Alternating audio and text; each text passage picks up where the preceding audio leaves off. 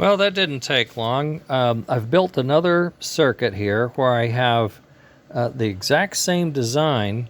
I just did it on a breadboard, and I'm pinning in. Inputs are here, no stripe, stripe, stripe, no stripe. So a positive or a negative is coming in on the black, a positive or a negative on the green, on orange, depending on direction from the motor, right?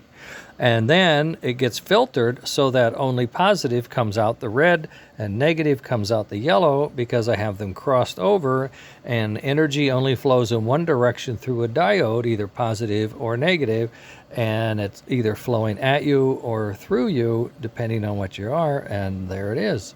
Now, fired this up. I just built this, took not 5 minutes. Now I got 5 volts and I'm going forward. There's neutral. Now I'm going backwards. Positive 7 volts. You see?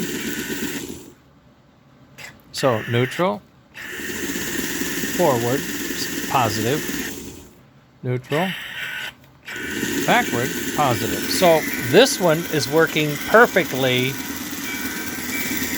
This highly engineered and detailed and still globby solder is not. So there must be a problem, either a bad diode or something. So I'm going to dig into it. I really don't want to try to repair it because it's such a glob. But if I see something weird, I will, and we'll go from there. Okay? All right, gang. So the design works. It's a fabrication, operation, manufacturing. Why can't you build anything that works problem? Right. Okay, later.